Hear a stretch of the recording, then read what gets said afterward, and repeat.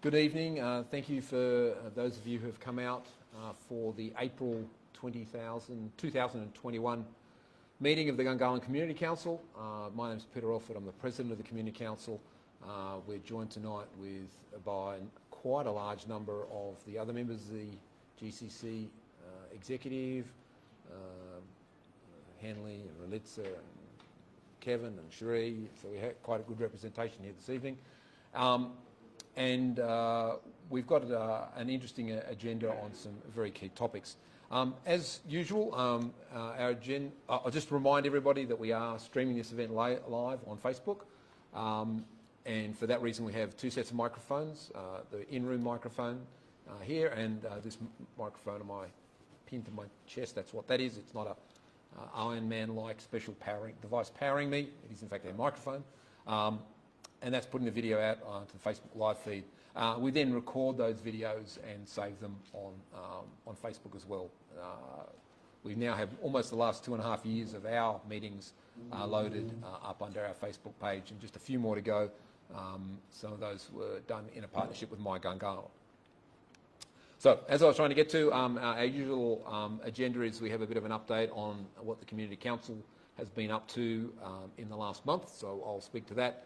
And then we've got the ACT Chief Planner, Ben Ponton, Leslie Cameron and Bruce Fitzgerald, who are a part of the senior team at the Environment Planning and Sustainable Development Directorate, EPSDD, who are going to respond to a couple of issues that have been quite ongoing for some time. An issue that's been ongoing for quite some time, the Draft Variation 364, which is the legislative instrument that implements the town centre refresh process that the Community Council kicked off in late 2016. The other two items are a little bit more recent. You're probably aware that there was a motion in the ACT Assembly calling for improvements in the development of the town centre. I paraphrase that a little. There's an article about that on our website. And more recently, there's been an announcement, and there was some talk in the media around this assessment of community and recreation facilities in Gungahlin. And the Community Council is very keen to find out the process behind that, as that is one of our key care-abouts entering this year. More specifically, this is all triggered by a letter we sent to the Minister for Planning, sort of seeking progress on these three topics. We have been pursuing them for some time. Draft Variation 364, as I alluded to, is how the town centre planning refresh is going to be instantiated, but the journey of Draft Variation 364 and what's actually happening in terms of its actual effect, its interim effect, where it is in the process of being implemented, and what additional feedback there will be is the subject of discussion today. So that was the first question we asked the Minister to respond to. We then went on to say, well, it's great that this motion's been passed in the Legislative Assembly. What does that mean? And so we hopefully get some guidance on where that's going to go. And the last is trying to get some understanding of what the assessment of community and recreation facilities is going to actually inform. Is it just about land zoning? Is it going to guide investment? Is it, I don't know. We don't know. So we've been seeking some answers on that, particularly interested, obviously, in the community engagement side of that, the process that will result in this, the part of assessment. Being community facilities, it'd be good to have the community involved, right? So that's what we'll come back to in the main part of the agenda. What I'd like to speak to now is what's happened in the last month. Celebrate Gungahlin is our festival here in Gungahlin. Due to COVID, it was not a single big event. It was a series of pop-up events, as they're described, and 26 of those, including Neighbour Day picnics and workshops, public arts and public interventions, have all gone ahead. But a couple were weather deferred. The sort of market day, which is now not going to be on a market day, is now the Family Fun Finale, and that'll be held this Saturday between 2 and 4. That'll include yoga and other display sessions and the cultural showcase. So that was moved from a very poor forecast back on the 20th of March. And the other one is the cultural tour that Richie is taking on the Sunday from 9:30 to noon. There are a couple of tickets left for that. If you're interested in this, and certainly interested in the the fun finale, the Celebrate Gungahlin website's where you should go. So that's been an interesting exercise in trying to do something different in response to COVID. And I like the graphic. Just to complete the 50-metre pool process, I guess, that we're involved in. I know that text is very fine. It's not that important. I'll speak to the key points. But the key point is that there were some questions asked when the Minister for Sport and Recreation, Yvette Berry, was at the Community Council on the 10th of March. And this was her written response to the questions on notice. Is the warranty for the next contractor going to be 6 years? The answer is yes. That's because of the legislative basis for the contract. Is the new contractor on the PMA panel? The answer is no, they're not on it. And the broader question of how are you going to make the contractor more accountable that was asked several times in different ways. And there's a description there that they're working more closely with more intense oversight, and the actual terms and conditions of the project management agreement are available online. And if anybody wants that link, a lot of the communication you get from ministers is actually not digital, it's just scanned documents, so it's a hassle to turn that into an actual link, so we'll pick that up. So that's the end of the 50-metre pool saga from our point of view, and that, you know, we've with a lot of support of a number of the MLAs in Yerrabee, and we thank you for that, got that underway now. The other big win through the month was the announcement of the preferred tenderer for the Gold Creek Homestead site. This really wasn't a big win for the community. It's not a big win that Lend-Lease became the preferred tenderer. We weren't much fussed about who the tenderer was. What we as a community were fussed about was whether the community's needs were going to be well captured in that tender process. And a really high quality and substantive community consultation process was held. The community panel was formed, and a number of people came together to spend several afternoons working on a document that described what we thought was important about the site, and that informed the actual tender process. So it'll be great to see how that plays out, and there's lots more details on the LSA or GCC website. More recently, there was an announcement that they're going to be spraying for bunnies in the area between Amaroo and Moncrief. That's that nice creek there, valley there, near Wagi Bridge. I go walking there a lot, and there are a lot of rabbits. They'll be spraying for them in the week beginning 12th of April. Again, nothing to do with the GCC per se, other than we were asked to distribute that notification. Most of you should be aware that high school is being constructed in Kenny. It's pretty obvious that this is being fast-tracked. A lot of the consultations are quite short, and there's a strong push to move things along. The high school site is just here on Well Station Drive. This is Flemington Road on the left. And none of this is actually subject. The suburb of Kenny hasn't actually been designed yet. An estate development plan, as it's called, hasn't been built for Kenny yet. So an estate development plan is being done just for the high school site in the first instance.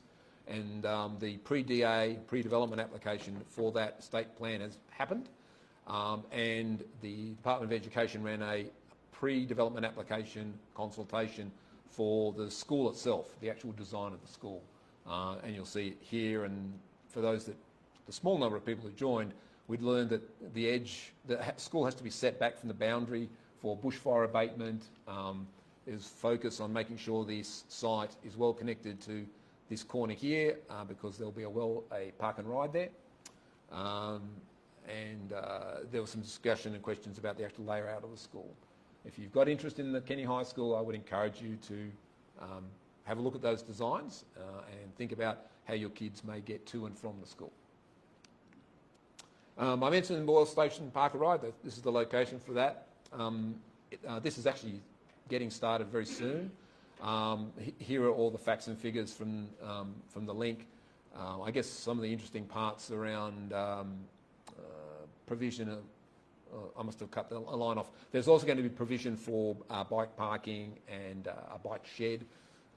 As I mentioned, there's some increased improvements in the active travel paths. So in general, quite a lot of activity going on to develop that site as well. There's been a bit of activity on the establishment site. This is the site that Geocon and Empire have had a number of development applications over the years lodged, and there's currently a development application reconsideration underway. But a number of residents have come to us and said, well, what's going on? And what's going on is there's a temporary road being constructed parallel to Gundaroo Drive between the road and that building there's the YMCA Childcare Centre, so they're in that land there. And there's a number of footpaths being closed and some concreting's being done. And it sort of seems like stuff's happening. And we've confirmed that the DA, the reconsideration of the last development application has not been decided, so that's still pending. But the developer does have a public land use permit to build in that site. And they also are allowed to maintain the site, but there are further investigations ongoing. But that's something a little bit more tactical that we've got involved in. And there are a couple of residents who are pursuing that in parallel with us as well. Next week, there'll be some information. We're working very hard with TCCS to do a bit of an update on roads and traffic, one of the top topics in the community. And we hope to have some updates on the drone delivery regulations and service next month as well.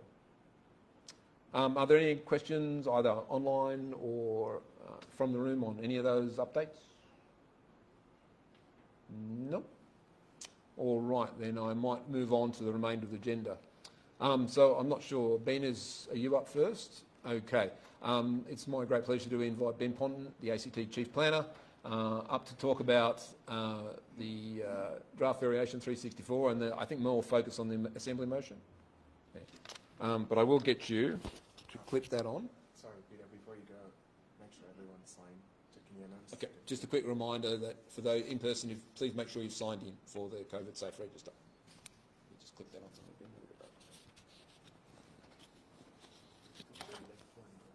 Okay, thank you. So, as Peter said, my name is Ben Ponton. I'm the ACT Chief Planner and also the Director General of the Environment Planning and Sustainable Development Directorate. So I'm just going to give a few introductory comments and then my colleagues Leslie Cameron and Bruce Fitzgerald will talk to you a little bit more about some detail. And then the three of us, I'm not quite sure how this pin on microphone will work, but the three of us will answer any questions that you might have. Again, as Peter said, the Minister for Planning and Land Management, Mick Ginnivan, was invited to attend tonight, but unfortunately he could not attend, but he did ask that I attend as his representative. So there's three key things that we've been asked to talk to you about this evening, and Peter's touched on those, but of course if there are other questions relating to the portfolio that come up, we're happy to answer those if we can, or if we can't, we can get an answer through Peter back to you. So the three key things are draft variation 364. So Leslie's going to talk to you about the current status of that, but very briefly, where that is now at in the process is that we've received comments, we've made some adjustments to the variation in response to those comments, and we have now referred that to the Minister, who in turn has referred that to the Assembly Committee. So that process means that there will be another opportunity, should the committee decide to conduct an inquiry, for the community and other interested parties to make submissions or to give evidence before that committee. It's really important to understand that that opportunity is there. We understand that the committee is likely to conduct an inquiry, but we haven't received formal word to that effect as yet, but we understand that that is likely. So if you have ongoing concerns or comments in relation to that variation, that would be the appropriate formal mechanism. Of course, we'll listen to any comments that you make this evening, but if there are formal comments that you'd like to make it through that process. That allows the Assembly Committee to consider the representations received, make any recommendations to government, and then the Minister will ask for advice from the Planning Authority in relation to how he may wish to respond further, and that may result in further amendments to the variation. So, as I said, really important process there. In relation to the motion by Ms Orr in relation to Gungahlin that became an Assembly resolution, that our work in relation to that is ongoing, and Leslie will talk more about the work that we're doing in relation to that motion. But it was a really helpful motion and resolution for us because it allows us to focus some of our attention in relation to work that we were already doing. So much of what's contained within that motion itself or resolution will find its way into the planning system review and reform project and ultimately potentially result in changes through the new territory plan that we expect in 2022. If you're not familiar with the planning system review and reform project, I guess that's another topic that we could come and talk to you at a future point, but we are working on new legislation to present to government in 2021 and, as I said, a new territory plan in 2022. What we did do after the motion was passed and became a resolution is we did do a check against draft variation 364 to see if there was anything in that variation that we needed to amend or adjust, and Leslie will talk more about that when she takes the floor. Then the other piece of work that Bruce will be talking to you about this evening is the community recreation facilities investigative work that we're undertaking. Now, a really important point that I want to make here is that we have not formed any views in relation to this. This is a genuine, open process. And Bruce will be talking you through some of the working conversations that we've been having to date, and we'll be talking to you a little bit more about how we will continue to have those conversations with you. And we are completely open to what works best for you. So I just want to make that point really clear. So again, on behalf of the Minister for Planning and Land Management, I'd like to send his apologies. I know I'm second best, but hopefully I'll be able to answer questions that you have with my colleagues Leslie and Bruce. So that said, Leslie, I'll hand over to you.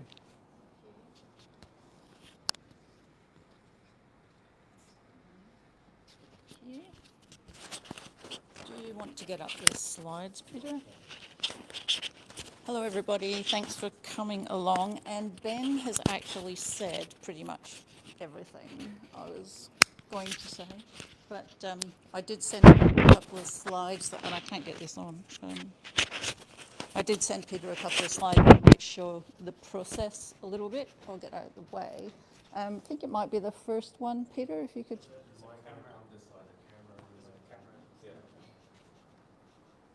Okay. There had been some suggestion, I think, that, what's happened to DV364? Have you abandoned it? It just seems to have fallen into a black hole. That is not the case.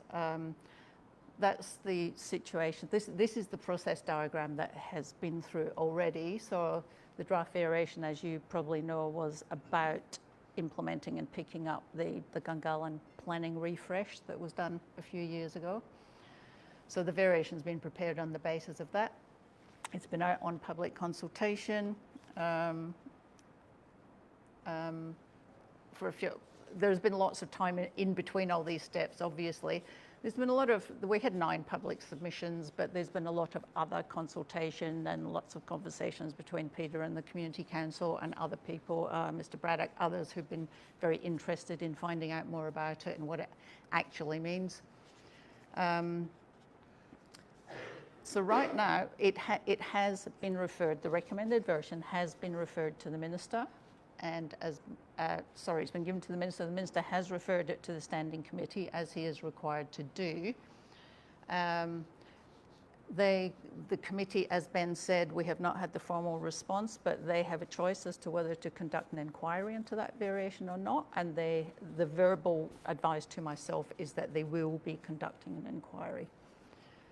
They have 6 months to hold the hearings and to do the report, so there's still quite a way to go with this. But again, as Ben said, and I told you I was going to be repeating what Ben had said, the committee will call for witnesses and submissions and evidence. So and it is public, so you do have another opportunity to interrogate or to make your views known to the committee, who will then give their recommendations to us. We will obviously have to respond. That may result in some changes to the variation. We can't predict at this stage. And then there's a whole Legislative Assembly process to go through as well. So that's where we are currently. There is another step in the public process there. I think, Peter, you also wanted to know about interim effect. I may have another slide on that as to where interim effect applies. No, that's just the precinct. So basically, if you can go back, Peter, thanks. Most of DV 364 is actually makes changes in 2 precincts, the northwest and what we're calling the east precincts. What happened? It has been on interim effect when it was on public exhibition. Now that has been referred, the minister has decided that interim effect will apply in the northwest precinct, but it does not apply in that east precinct. So the current territory plan provisions apply in that eastern precinct for now, which is the largely undeveloped one. So that's the situation with that. Can you say that again slowly? Interim effect now applies only to the northwest precinct. So DV 364, yes. So DV 364 is currently drafted, only has interim effect in the northwestern precinct, what is it, 2A? No. No, that's The one. northwest precinct, okay, northwest precinct. Northwest, yeah. Whereas what applies in the east? The current territory plan provisions. This is the one from 2016 or 15 or whatever it is, yeah. Yep. Do you know what the rationale for that is? No, I don't. But I would imagine, I would suggest it's because it's largely undeveloped and there are a number of DAs in play in that area. So I would, and the uncertainty, I guess, of what happens with the plan variation. Did you have, you want to stand near my microphone? Can I just hold that one? Sure. Okay. So, Just camera. given the feedback that the government had received in the lead up to us making changes and referring to the minister, one of the key piece of comment that we were receiving was that there was general support for the changes proposed in the northwest corner, and that particularly related to building heights. And given that there is still a couple of blocks there that could have a development application lodged or an amendment lodged to a development application or a new DA for those sites, given that we were restricting the height, it was considered by the minister, and we had our conversations that it would be prudent to apply or continue to apply interim effect to that area. Where there was more contested space, if I could use that term, was for that eastern area, and there wasn't that same level of support, and that's why we felt as though it would be prudent to not continue to apply interim effect for that area, and then allow the committee processes to run their course. Does that help? Candidly, not much. I guess that's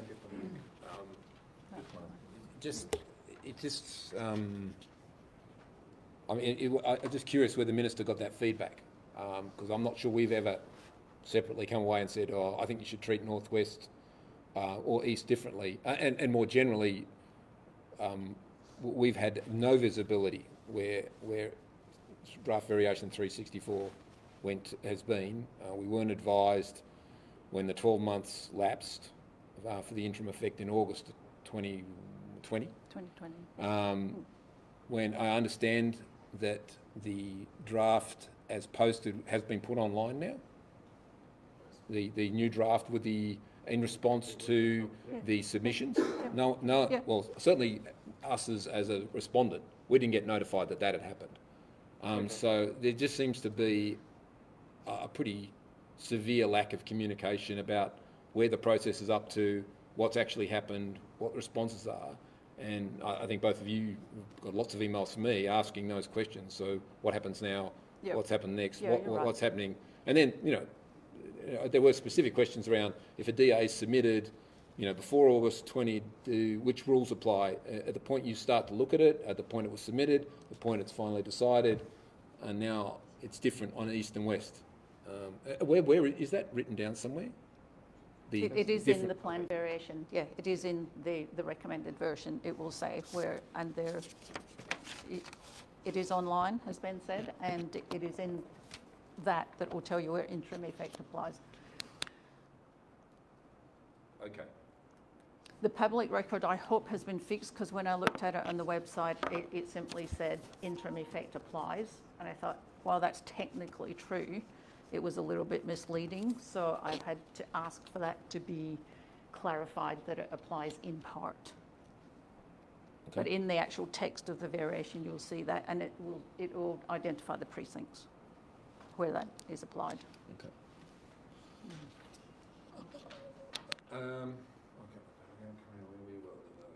Yeah. So just while we're on this topic of 364 and process, is there anyone else who's got some questions about this? Because I've got, unfortunately, got a few, but yep, Leslie. Right. Yeah, I could, but don't have to speak loud. Thank you. Good evening. Hello. Specifically for that site, there are a number of buildings already built, high-rise, which exceed... So which side are you talking about, sir? So the northwest The northwest, yeah. site. So they're already through. There's one particular DA that is still undecided, and Peter mentioned that at the start of the evening.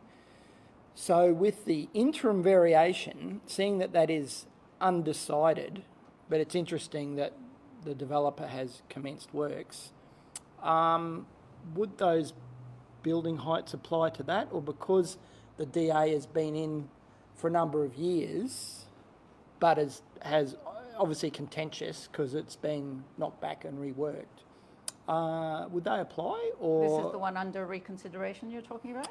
yeah, so it's it's the already establishment. So it's block Yeah. 6, section Started work, 224. Yep, and it would, that one, yeah, the permit. Okay. Yeah. So in relation to that particular site, as I understand it, there was a development application that was approved a number of years ago, I think 2018. The proponent then made an application to the Planning Land Authority for some changes to that DA.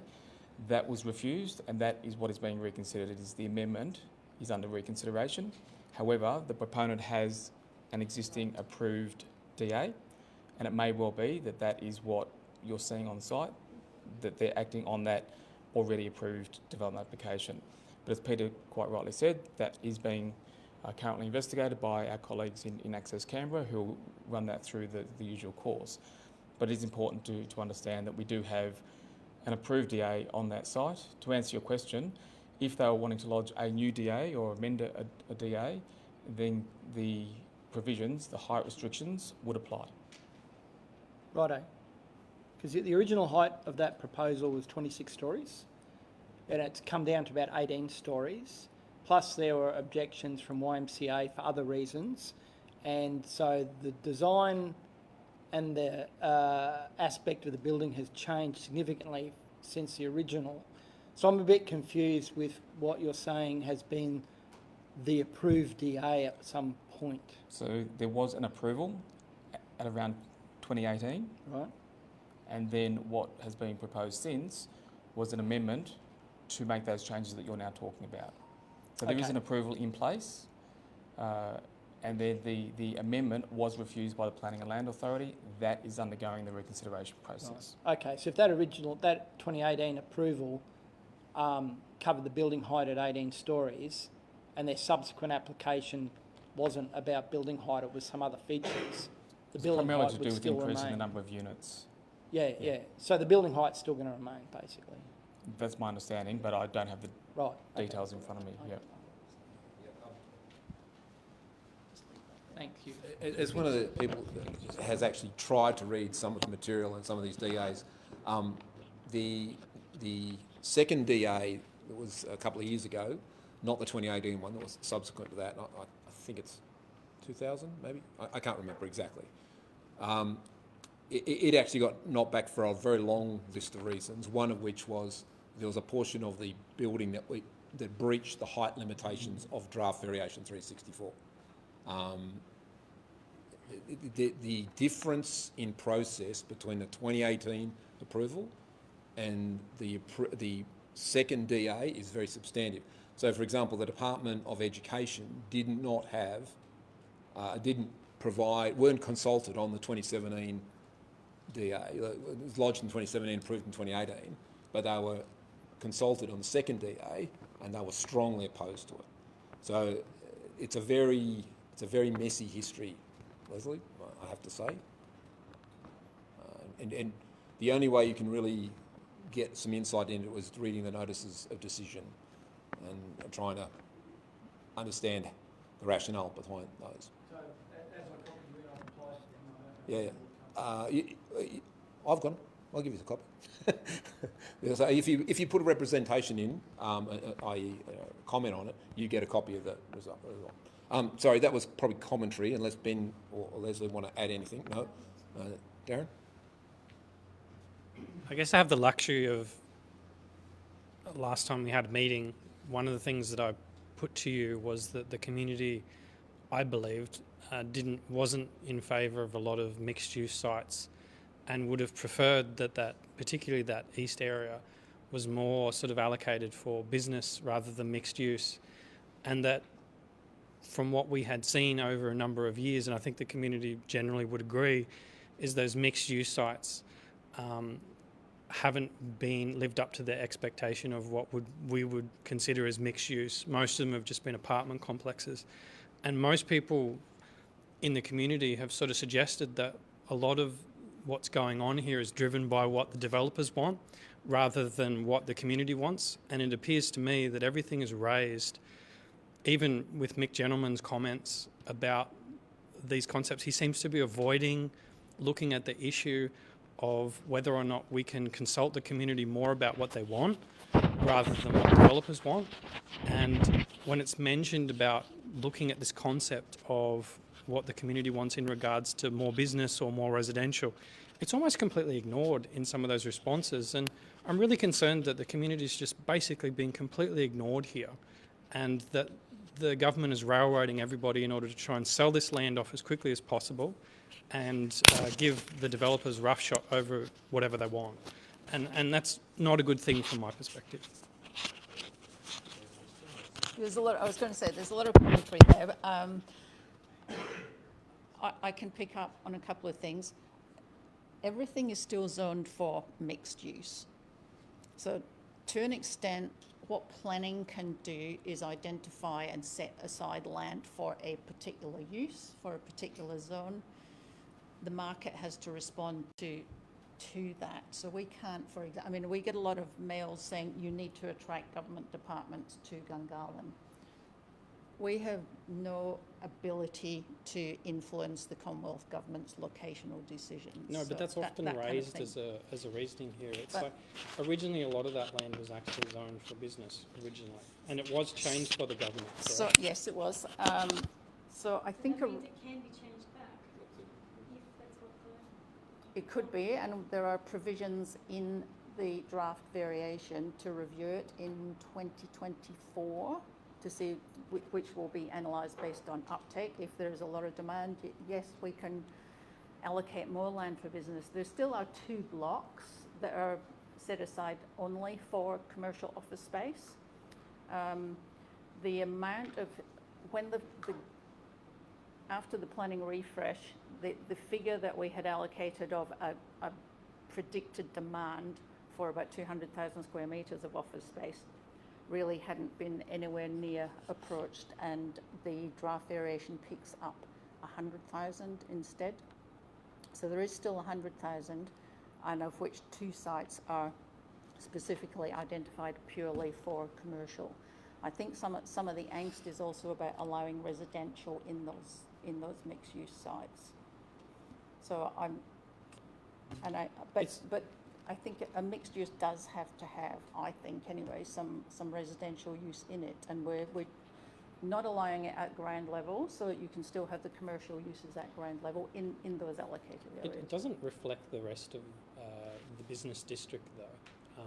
It's very different when you look at the mixed use that's going on at the moment. It's predominantly apartment complexes and maybe a ground floor little bit of space devoted for businesses. Yeah. And I think personally that mixed use is abused, that term, personally.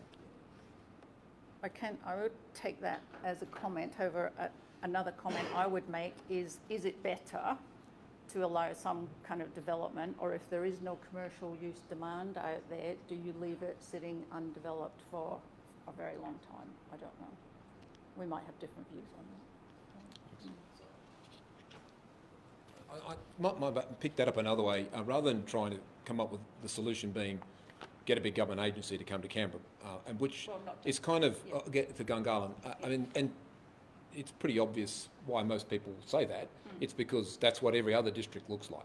So, why doesn't that happen? Okay, so if it's certainly the case that the ACT government can't incent a government agency a federal agency to come to Gungahlin, well, what is the plan to have a centre of employment in Gungahlin? If you can't make a federal agency come here, how do you see that evolving and developing? Or as has been suggested by myself and others, that it's really just going to end up being a bunch of mixed-use sites with a very large percentage of units. Where's going to be the balance of retail? What sort of businesses do you envisage? Can you show us examples of other cities that have developed a vibrant town centre type effect based on that model? What processes and mechanisms might you change to affect that outcome? Some of our planning system review and reform work, we have been benchmarking against other cities.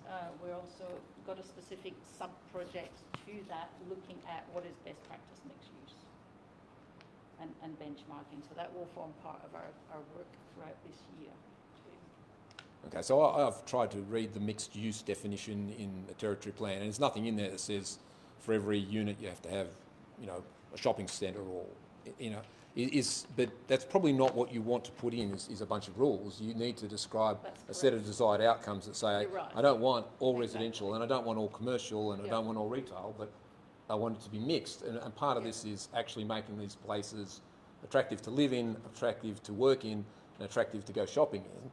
And that's a more complicated mix of the spaces and how things flow. But at the moment, that you're essentially selling sites and saying it's zoned in this. There may or may not be a set of lease conditions on it, which are usually That's the are other up for level of grabs. control, yes. And that's the mechanism. Whereas it might be better if we had a mechanism like the Gold Creek site, where there's we're looking for a good response to these sort of desired outcomes and allow the development community to be a bit more creative about how they might meet those needs. I think Ben will sort of back me up here to say that's exactly what we want to move towards, is outcomes focused, and we don't want to be just introducing more and more rules and conditions. I think that would be counterproductive, and you would be back to the situation of ticking a box in terms of giving a planning approval when it might not be the best outcome. So we do want to look on outcomes focused. I don't know if Ben wants to add anything about that, but that's basically the intent that we're going. And that's 2022 is where you hope that legislation to be in place? 21. I mean, actually in effect, causing things to change. Yeah. Right, 22. And so between now and then? Drafting legislation, drafting policy. It's happening now. Also, are there sites going to be released by the SLA into these areas? There were 4 So Yeah. as they get as these sites get released under a set of existing rules, things get built. And these rules correct. are governing how things are Absolutely. going to play out over decades. So And we're Everything's evolving. and we're not unique in that respect. So to get a new act, explanatory statement, regulation, it takes time, and we're working on that. And the target is, as I said, to have something for a discussion with the community and industry by the end of 2021, and hopefully then have that tabled soon after. There'll be some conversations along the way, but in terms of what needs to change, I think we're all on the same page there. I think we all understand what needs to happen in terms of creating the system that will allow for that greater focus on clear outcome statements. In relation to any jurisdiction across the world, there will be a point where you're in that transition. So we can't just say there's no more development applications being considered. There there will be a period of time when we know what the end goal is that we want to achieve, but we know there's going to be developments coming through that may not necessarily achieve that end goal, which is why, and I think Leslie can attest to this, I'm putting a lot of pressure on my team to make sure that we get that done as quickly as possible. And the first step was the directions papers, getting those out there, and I'm sure that many of you have read the directions papers for the Planning System Review and Reform project, and that was essentially just to make it clear what we had heard from you in terms of what the community and the industry was looking for in terms of a new planning system. The next phase is really getting on and getting that legislation drafted, while concurrently to that, we're doing some policy work with an eye to the end game of the new territory plan. So all of that work is happening, but I think we're all on the same page in terms of what we want to achieve here, but there's going to be that untidy, let's call it that, period, when we're in a state of transition. Okay, I'm going to skip you, Darren, because you've had a turn. We'll come back to you. Thank you very much for coming. My question is, what is the government doing to encourage more businesses and not just offices? I'm talking about retail, because I'm a local, but I shop in Belconnen. There's not a lot of shopping in Gungahlin or employment opportunities. Yeah, so there's a role for planning to a point, but then there are other parts of government, and we do work with our colleagues in other parts of government in terms of, for example, economic development, in terms of what you're talking about. How do we attract business and a mix of business into particular centres? So in the Chief Minister's Directorate, there is a division that does look at a range of economic development opportunities. So are there any, I'm just wondering whether we could maybe link you in with that area, have them come and have a chat to you about the work that they're doing in that space. Mm-hmm. But in terms of planning, we provide the opportunity for people, should they wish to come in, but we can't force people to come in. But if the community, like our surveys, if the community is wanting more retail, more business and more employment, then the government really needs to support that instead of just building more apartments. And because once that land is gone, we can't take it back. You certainly understand the point. As I said earlier, the planning processes provide the framework to allow the investment to occur, but doesn't necessarily or can't be responsible for that next step in terms of the investment actually occurring. Then we have to balance that with, as Leslie said, if we want this area of land to be just for office, but we know that there's unlikely to be demand for large office accommodation, do we just leave all of that land empty for the next 30 years?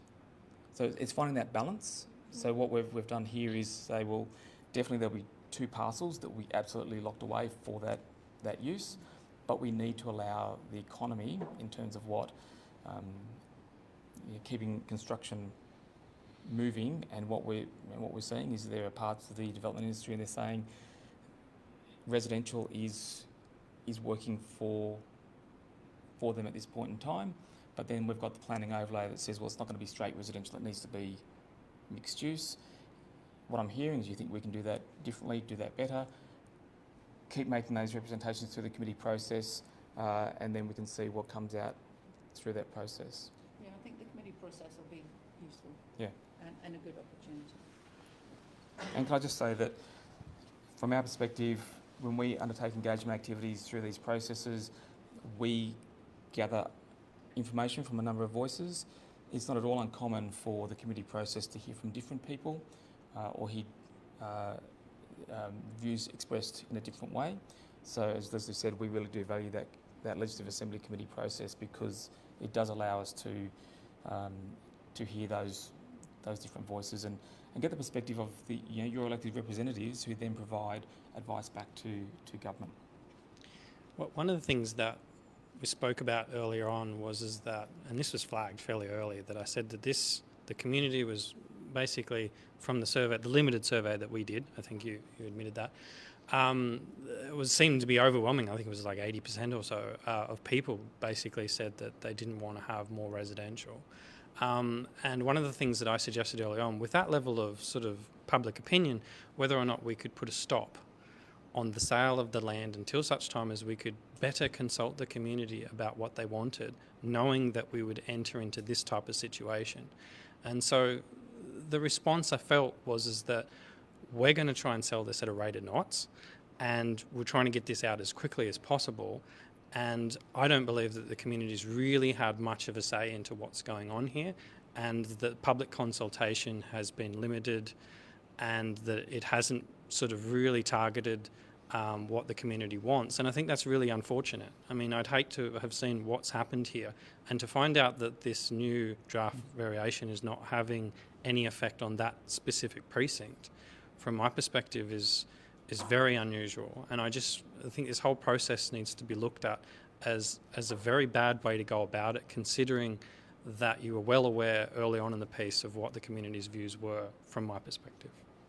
It's actually more normal not to have interim effect, though. So that's the more normal part. And I guess the other part is what Canberra's growing quite fast. Gungahllin's growing really fast. People do want to move here and live here. We have a commitment to providing, 3,000 new dwellings a year or something like that. But we also need shops. Yes, Yeah, absolutely. Yeah, and that is certainly Yeah. what planning is trying to do, is Yeah. make sure that we don't just put a stop to any type of, we don't want to say no more residential development in Gungahlin, because people do want to live here. We need to make sure that the environment is right for people to invest in terms of business. That is certainly the role of planning, to make sure the framework is there, as I said, but then there are other parts of government which do look at opportunities to make it easier for people to invest in places like Gungahlin. And I mean, I was choosing whether I say this or not, but Gungahlin is also my home, and I think that in terms of what we do have in terms of our retail experience, I wouldn't say that it's of a at a scale that we have to shop elsewhere. I do my shopping in Gungahlin because I think there are plenty of opportunities, but I take your point that we can certainly look at how we can get further investment, whether that be retail or office, and we can work with our colleagues in economic development, as I said. But as a resident of Gungahlin, my home, I don't go outside specifically to do my grocery shopping. I do that here. And we're talking, mostly we're talking about clothing and technology. Like a JB Hi-Fi would have been great. Yeah, but They're not going to go into a small level under apartments. They need space. and in terms of what you're saying in the main street, and as we work through, I don't believe the planning system would prohibit that type of investment. No. So we're not prohibiting that investment. We need to find ways to incentivise to get people to make the investment, but it's not the planning system that is preventing that from occurring. Mixed use is mostly going to get apartments. All right. Any yes? Is there any, just please let me know if you want to ask a question. It's unfortunate that Minister couldn't come, but thanks Ben and team for coming down. So there are a couple of things. The DA, I looked into read the DA and stuff. I just read one page and then pretty much close it. I'm not sure whether it's designed for people to understand or it's designed purposely not for the common man to understand. There's no pictures or nothing whatsoever.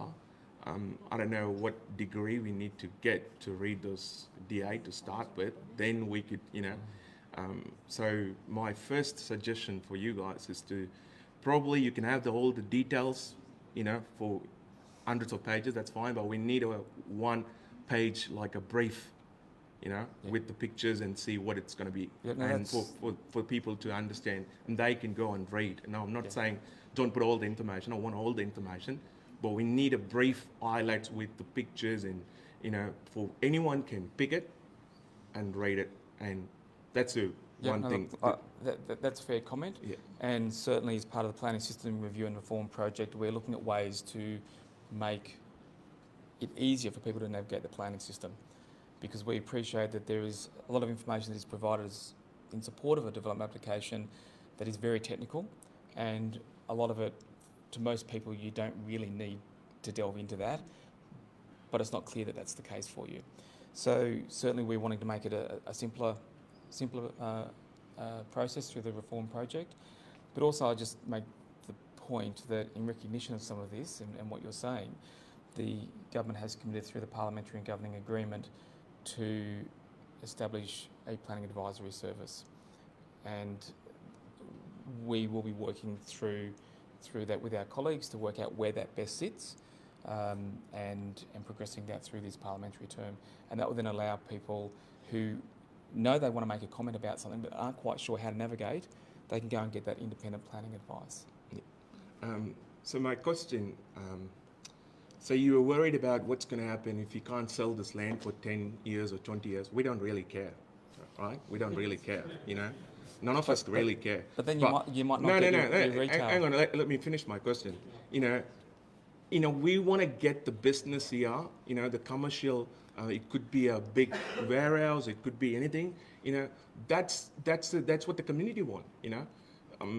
If you can ask anyone in Gungahlin, that's what we want. We don't have any jobs. You know, if you see the morning traffic, you live in Gungahlin, you said, right? I'm not sure what time you leave to work, you know. As you know, you would be seeing on the same traffic and the same accidents, same spots. You know, it's all we could reduce if we have a job opportunity in this place, you know.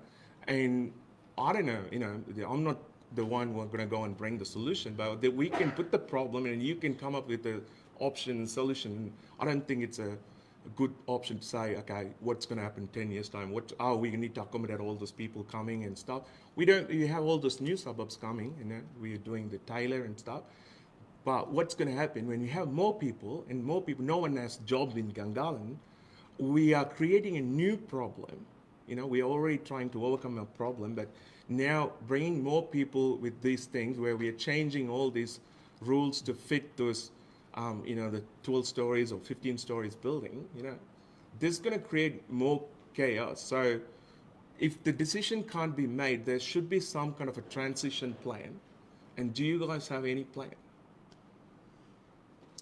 What, in terms of transition? Yeah. So you're talking about the planning system, to the new planning system? That's right. And, you know, in order to say no and we can get what we want, if you can't get what we want, what are the options and what are the things you have consulted? What are the feedback? Is it those information available to the community? And then, you know, we can come up with some kind of negotiation rather than saying like 10 years, you know, we're going to change it because no one wants this land for this particular usage. I don't think we could take away a landowner's rights to use their land in some way. Yes. Yeah. But also, I need to, in terms of my role in planning, there is other parts of government and the decisions of government itself in relation to providing for those opportunities to accommodate growth. And as Leslie said, in terms of just people wanting to move to Canberra, we do need to provide for an additional 3,000. Yeah, well, dwellings a year? We're calculating we need about 10 to 12 new dwellings a day. And then there are government policies in relation to the mix and whether that's in high density, medium density, single residential. So there are all these other influences on the work that we do, but we are not necessarily responsible for it all. But importantly, I'll just make this point again, we're put forward to the Minister a recommended draft variation in relation to DB 364, which is the matter we're talking about now. That process is not over. So we've got the Assembly Committee process. So all of this needs to feed into that process. Quickly. Just when you say the Assembly Committee, which committee are we talking about here? The Standing Committee on Planning? Committee on Planning and... Right, okay. I mean, I assumed as much, but it wasn't actually stated. Yeah. Okay, and when will we know formally, I guess, when that will happen, and that'll be a standard committee process calling for submissions and representation. That's out of our hands. Yeah. Right. Yes. Yeah, that's Okay. out of our hands. Yeah. Okay. So who chairs that one? Just, Joe Clay. sorry? Clay. Joe Clay. Thank you. Right, back to Handel. Sorry, before I'm going to throw my mic, I just going to, we have 3 MLAs in the room, and I want to, listen to their thoughts about the, how the community feeling when it comes to these kind of planning and stuff. So maybe at the end, probably I would, suggest all these MLAs to ask the question and stand for the community. And so. Any other questions? Yep, Sunita. Thanks, Peter. So my first question is that what will this bring which is not already there in Gungahlin? Is it going to create anything additional of value? That's one. The second one is that in the future, when the community needs bigger facilities, for example, Sorry, I didn't quite hear that last part. am I holding it correctly? In the future, so when the community needs bigger facilities like a hospital or a community facility like a big hall or something like that, would land be available? Would land be available for those kind of things to be built in the town center or around the town center, such that public transport is available? And third, just like everybody else, if the jobs are not there, there is not going to be any shopping happening here from Monday to Friday, no matter what we say, no matter how many shops we open. I think jobs are an essential part for Gungahlin. Yeah, we've heard that message, and Ben has explained how planning can only go so far, and then the market must respond to that, or other agencies might give some incentivizing methods. I'm not sure about that. Community facilities, Ben, Bruce can probably talk about. You're saying what this draft variation will do. It's implementing a planning refresh of Gungahlin that was done a few years ago. So it's following on from that process and just making some changes in response to a changing social environment, really. What exactly is it doing? Like, are there more So with small, with more shops? no, it's a relative layperson. It's amends the heights that buildings can be built to. It's clearer about building height.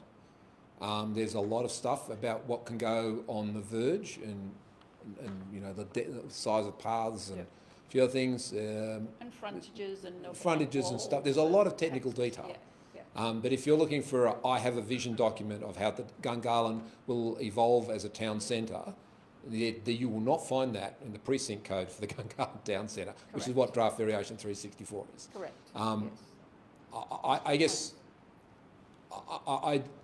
I think draft variation 364 responds to a small portion of the town centre planning refresh process. There are a couple of strong recommendations in the town centre planning refresh about what are you going to do with active travel, and what are you going to do with open and green spaces that are not addressed at all in draft variation 364. And in our letter to the Minister, we said, how are you going to implement the recommendations out of the town centre planning refresh if using something like 364 or other plans? And it's unclear to me where those other parts of those recommendations are going to get implemented. Do you know who is responsible for taking that forward? I believe you're talking about the road network and active travel part that was... We there? mentioned in our submission Yeah, they've in both the been submission. taken out, but what I'm referring to is the source document, which was the output of the town centre planning refresh consultation. I believe that actual part was not implemented because everything it said has been, or most of what it said has been developed, like the roads have all been built, and that's what that referred to. In the town centre? Yes. In that active travel document. Okay. We can talk further on that Yeah, if you like. I can find out. I guess part of this is this process of submissions and then a new result without a bit of a dialogue. There's a number of members from the development community here tonight to have some conversation about what would work to get an outcome would be good. And Ben indicated that it's not your job to do this bit and that bit, and we're not responsible for this bit or that bit. And I understand that, but ultimately it would be nice if there was some entity that is trying to pull everything together. And this is part of the conversation we were having around the community services. So Yep. it continues to be a massive source of frustration for the community.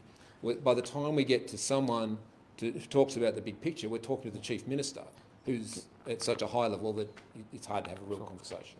To be clear, Yep. I don't believe I stood here and said I'm not responsible for that and I'm not responsible for that. What I was saying Yep. is Oh, sorry. Yeah. what I was saying If you can use that one, was that in terms there is a role for planning, and planning can only go so far. I'm not saying that that's not ours, so we don't care about that. In fact, the role of planning, in fact, is to bring together all of those bits and pieces. So, for example, transport was considered as part of the planning refresh, but then we need to work with other parts of government to make sure that various other parts are delivered. So we do exactly that. We do coordinate, we do bring people together, and I don't think it's a fair representation to say that I stood here and said that that's not my job, so I don't care about that, which is effectively what you're saying then, Peter. I don't think that's fair. I think it's hard to find someone who pulls together the big picture. So if we had you and again, what's happening with sporting community facilities, you'd rightly say go and talk to Very. No, we do community. We work with our colleagues in sport and recreation in terms of, and Bruce, we'll be talking to you about community and recreation facilities shortly. Great. That's within the planning portfolio. We do the high level strategic work, and then that is often filters down and delivered by other agencies. But we absolutely do bring all of that together. Okay. So I guess then... Also, I'm going to pick up on a comment you made about DV364 does not have a strategic vision. It was never intended to have that strategic vision. It was not a strategic... I agree with you. I think I said that too. I said it's a But what I'm saying is it was never intended to be that, though. The way that you delivered that was suggesting that perhaps we should have made it a more strategic document. In fact, going back, we had the Gungahlin Town Centre Master Plan was the strategic document.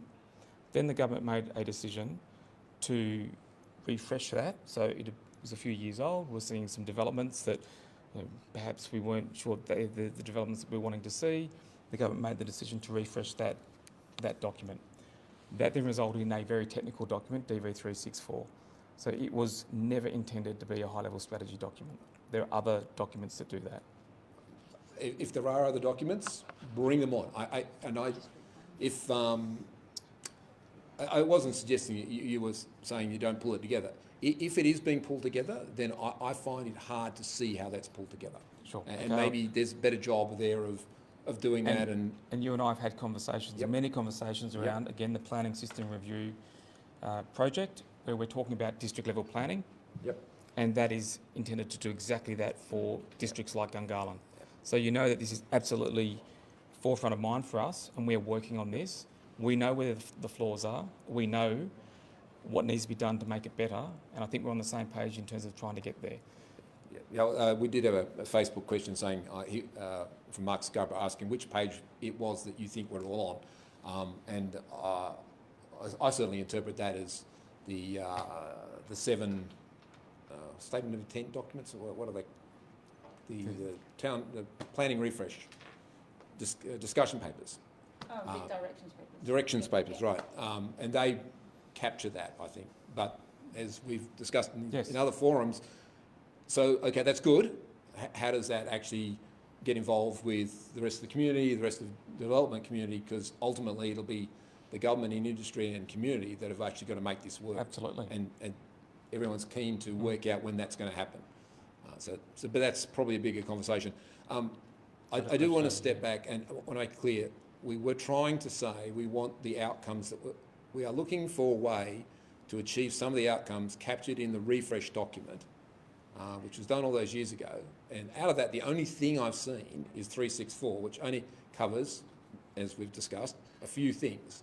It doesn't discuss how we're going to deal with some of those other softer issues that were in a part of that town centre planning refresh document. So it would be good to have someone take that on and go, okay, here's some things that were said in here. 5 of these are great, we should do them, but they're not being done yet, so we're going to do that. So there needs to be a piece of work to try and carry that forward. Yep. And like any master planning exercise, the territory plan variation process that flows deals with some, but it's not necessarily the territory plan that deals with all of the outcome. So the strategic planning exercise does bring it all together, but it's not necessarily the statutory instrument that delivers it all. Okay. I get that. Yeah. And we've got one over here. All right, got a question from Facebook. So it's a 2 microphone situation now. It's okay, it's good for you because you don't speak loud. After reading a lot of what's in here, there's a lot of people that are basically saying that Gungahlin Town Centre needs more employment to make the shops viable and reduce the number of people transiting in and out of Gungahlin for work each day. Now, the Gungahlin Community Council has been talking about this concept of a dormitory suburb. That can't be something that's a new concept to you because we've been talking about it for a while. And I guess from my perspective, what I've often heard is that the reduction in business zoning is essentially because there's no interest. And sometimes I feel like it's a red herring, that it's essentially thrown out there to say, well, there's no interest, so therefore we must go in this direction. And often I've sort of put my hand up as if to say, well, where's the evidence to suggest that?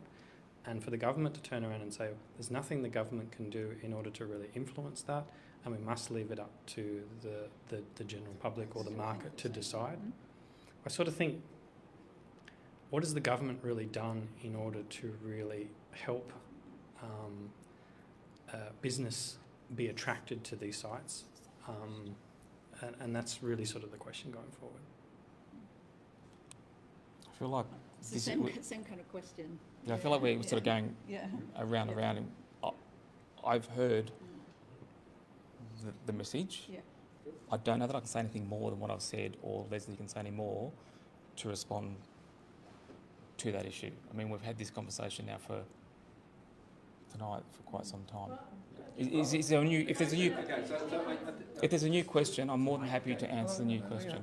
So the question's been asked, and it's been a similar question around how do we generate an outcome here, and I guess we need as a community to decide whether Ben's been able and is in a position to answer that. It's a big question. He suggested we talk to the folk in economic development inside the Chief Minister's Department. And we'll coordinate that for you. And We'll that would be super duper. So we do have an action arising out of that. I do think we all have to go back, and I guess the executive need to discuss this and try and get some details. There are some questions around the motion in the Assembly, and I don't feel from your introduction that I understand what's going to happen. Leslie hasn't had a chance to talk about that yet. We're getting to that. Damn it. So once we're finished with DV 364, right. Terry's got a question over here. We'll move on to that item. Yeah, okay. Well, if it's been up half an hour, that's not done. Sorry, if you can hold both of them. Thanks, Paul.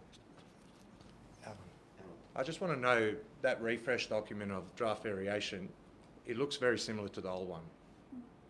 What's changed? A whole heap of rules and plans and things. It's actually, none of the zoning has changed. DV 364 doesn't change any zones. It changes the code and the rules within the code. So it's not immediately obvious what the changes are. Can I ask as well, like the 364 focuses a lot on height restrictions, but it doesn't focus on the facilities and stuff like that. If you're imposing all these restrictions, how is it viable for developers to then obviously deliver on what the community is asking for?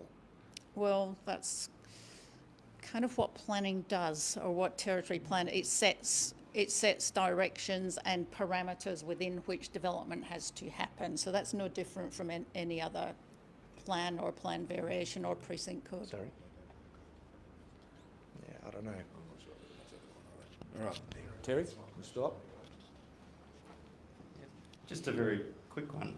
From what I'm hearing from the conversation tonight, maybe the decisions that were made around protecting the 2 parcels of land for office, a similar sort of control could be put in place perhaps for the large format retail, so that there is some protection around making sure there is land set aside to achieve those sort of outcomes without preventing development across the rest of the town centre. Sounds like something you might want to bring up at committee inquiry. Sorry, at the where, sorry? At the committee inquiry. Committee inquiry. Okay. Okay. Good evening. I'm a relatively new arrival in this part of the world, and I'm having some difficulty understanding a few things. Firstly, I note in a government statistical thing about the future population that in 2040, the Gungahlin area is to have 21% of the ACT population. What's confusing me, however, is when I see the other townships and how they have been developed and planned, why is it that Gungahlin is so much different? And is it in fact a plan to have this as a dormitory kind of, in inverted commas, area of Canberra? No, it's not. Do we need a history lesson about the town centres?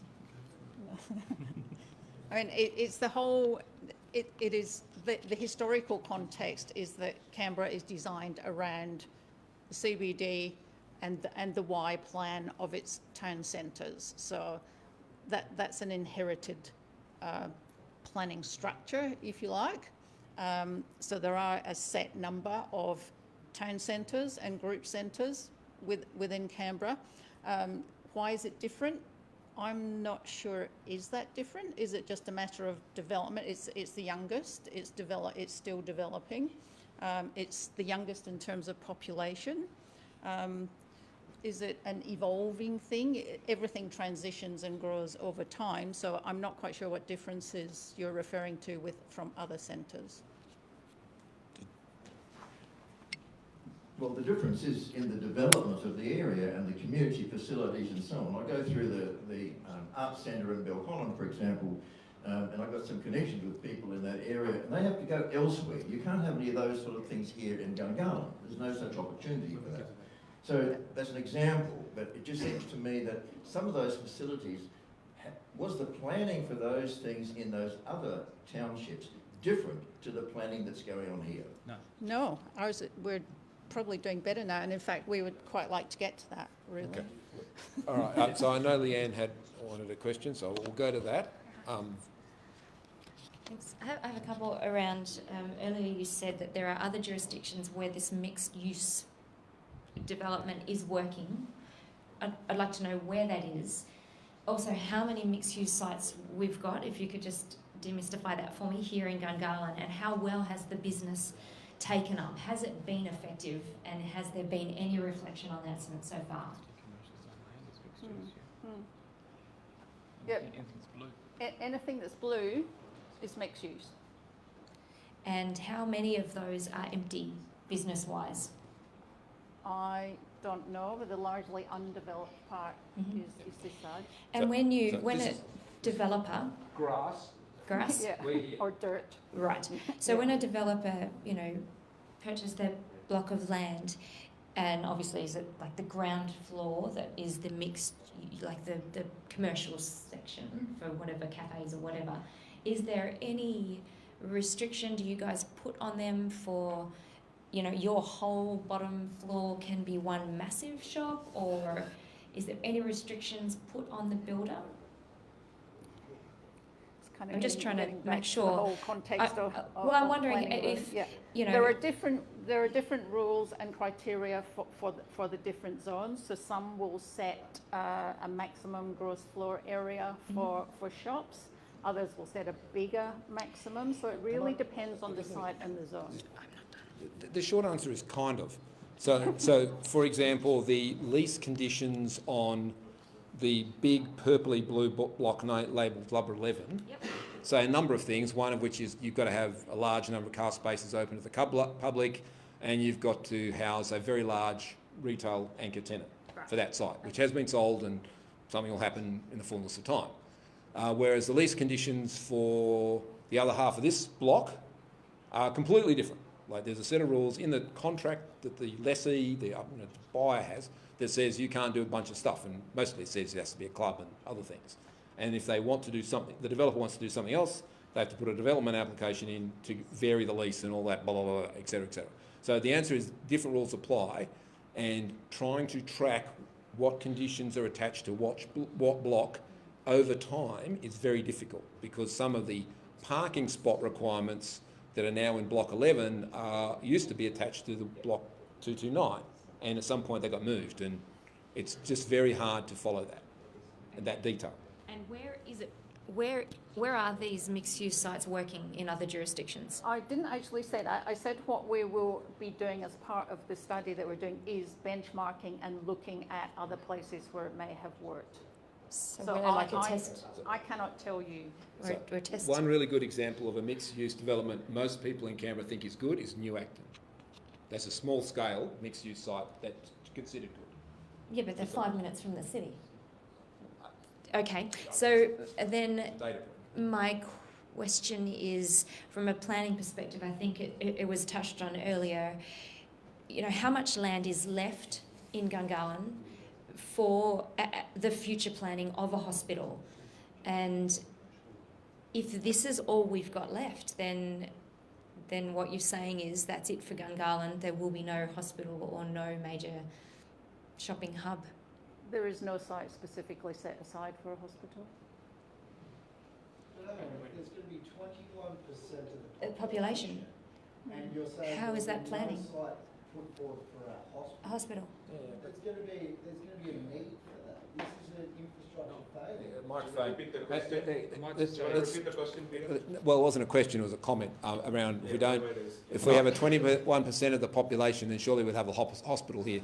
I mean, having seen a few iterations of the hospital saga, the only comment I'd make is currently we only have 2 hospitals in Canberra, so it doesn't necessarily follow that a fifth of the population needs our own hospital. There's a whole bunch of scaling issues around hospitals. Canberra Hospital is only as big as it is because it's serving a huge area. So let's not get down there, but it does segue to the how are we going to use the remaining land in Gungahlin to complete Gungahlin as a well-formed Canberra district. And I'm going to use that as a segue to spare Leslie and Ben for a few minutes and allow Bruce to get up and talk about the assessment of community needs and recreation and sporting, which hopefully will inform, okay, what we've got left, what do we need to try and fit in? So without further ado, Bruce. Thank you, Peter. So the work we've been doing to date has largely centred around a desktop study of where the gaps are. We're looking at an audit of existing facilities and also working at what the demographic analysis suggests is the need going forward. Over and above that, we have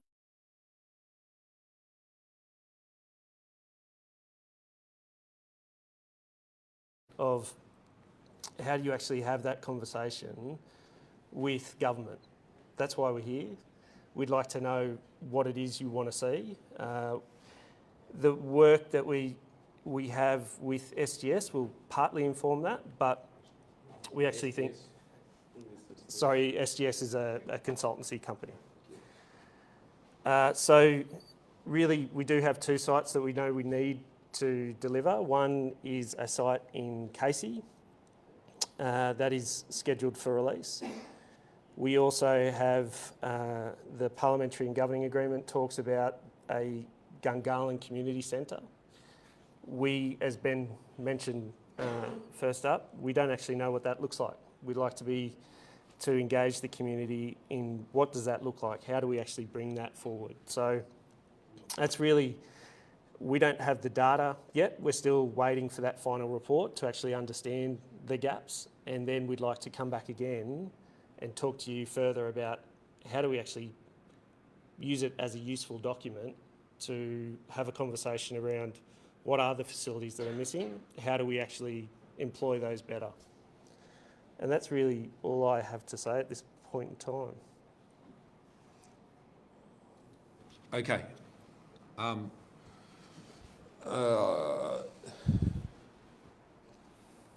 So are you, is the assessment what does the assessment cover.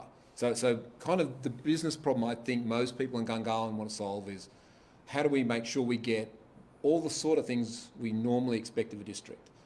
So, you know, is there a swimming pool? Is there a golf course? Are there community halls that people can hire in good places? Is there an arts centre? And depending on who you speak to and what's important to them, you'll get different questions. Yes. Depending on what community they represent, you'll get different answers.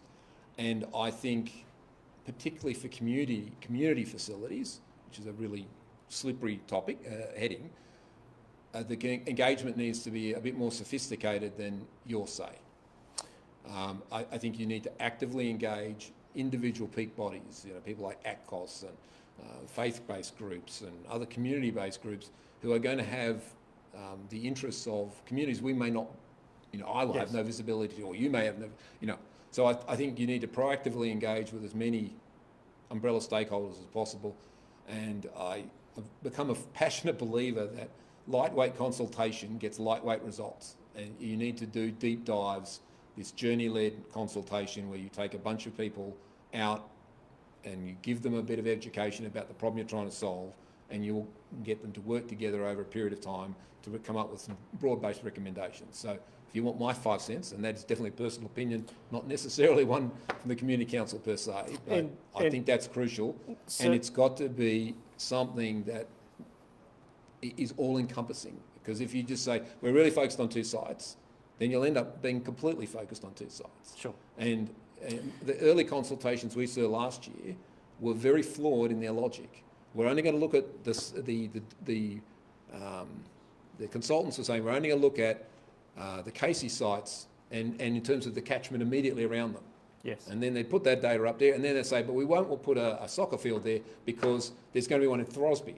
Well, hang on, that's on the other side of the town, the community. Either you're doing it on a group level or you're looking at the whole of Gungahlin. And so there seem to be some wild inconsistencies how that process was running. Sure. And so again, try to take as big a picture as possible is my feedback on that one. And that's exactly the sort of feedback we're looking for. We have engaged with a range of stakeholders to date.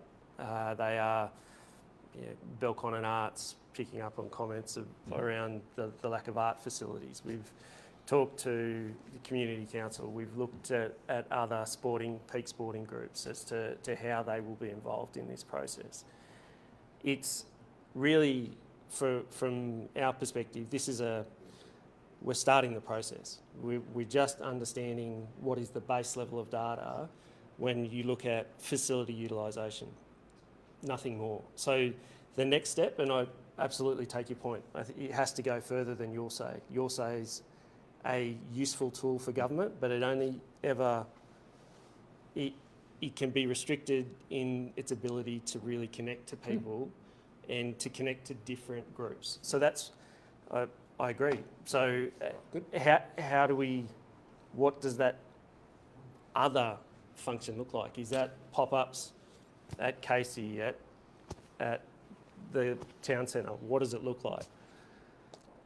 Well, I said my piece, so I'll wait for others to comment. Cam. Thank you. Yeah, look, just following on from what Peter said, because that's important, but you're talking about a region, so the Gungahlin region. So, yeah, it's much bigger than just a number of suburbs. Take into account what's built, what's yet to be built, what's vacant land. And if you're in a desktop exercise, so just asking the public who know what they want maybe, but are uninformed about the process, then I think you need a baseline. So it's a baseline what's out there. What's the demographic? You ask now, what's the demographic in Gungahlin? Yes. How many young families? How many middle-aged? How many elderly? Maybe we need an aged care facility. Maybe we need whatever. Yeah. So baseline it, and then use modelling. I mean, I'm a member of Pedal Power, and forever they're doing modelling, looking at overseas modelling on best practice for cycleways, etc., around the world. So don't just go and ask Belconnen. Go and look after you've baseline and see, well, for this population and this demographic and this area, what similar models exist around the world for successful development? Not just what developers want, not just because we've got to create jobs and build big high-rise, because, we're over it. So actually look at some good data, good statistics, and I think if you come forward with that first and say, look, here is something to look at. How about you look within that and then have some ideas? I don't disagree. Our challenge has always been, as we go down a path like that, is to suggest we have a preconceived idea of outcome. Is we are pushing the data to achieve a certain outcome. And that's a conversation I've had with Peter to say that's certainly not what we're trying to achieve. I think actually having that baseline data is really important. It is a really important step in actually starting the conversation with the community in a position where you actually know from a hard statistical basis where the deficiencies are. Yeah, so don't push data to predict. No. Just present data as historical data as is, and then you won't scare people to think you're pushing on anything.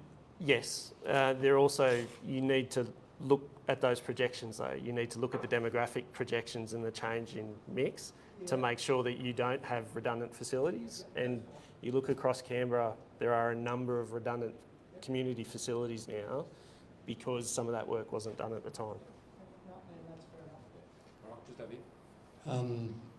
You have been, or the government has been doing some really good stuff on community consultation, and that's those citizen juries where you get a random selection of people and you take them through things in depth. That really works. Yeah. Let's do some of those for community facilities in Gungahlin. Okay, we'll certainly take that feedback on board. Has any work been done on this? I've been out here for 15 years.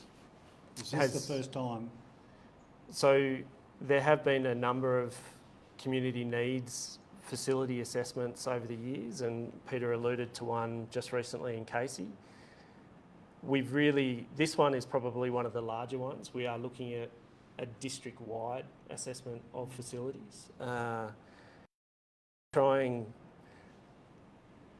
to get that base level to understand where to from here. So it's not an unusual piece. It is a consistent study that's been done in Woden and Belconnen. Again, that will give us some benchmarks against some of the other districts to understand where deficiencies are, where potentially we're overserviced when it comes to community facilities, if that's the case. So yes, it's not an unusual piece of work and something that we have done elsewhere. This actually, because we are looking at actually getting on the ground projects in Gungahlin when it comes to things like community centres, this has probably got the most momentum behind it of any study to date. Yeah, well, my feedback from the community council folk in Woden Valley and Belco, mostly Woden Valley, I have to say, was that those consultations on communities weren't very in depth. They were, please fill in the spreadsheet type stuff. So, which is again why we're here. Yeah, cool. We're going to do better. Right. James. Thank you, Peter. I'm just interested to know what the difference with this new study that you're proposing to do now will be compared to the one done in 2012, 2015, 2018 and 2019. The difference is, interestingly, the difference with this one is that we do have two projects that we know needs to happen right now. We actually need the Casey site. Yep, and there was a DA approved and put in back 10 years ago. Okay, so well, and it's probably a useful example to show why that DA didn't proceed, because demand necessarily didn't exist for the service being offered. This is the arrangement with a bowling green and... Correct. Okay, right, okay. No. So that's a good example of maybe getting over prescriptive too early, but anyway. And certainly the feedback from me, from my personal experience talking to some of the community groups is, if you're going to build something, make it flexible to avoid it being stranded. Yes.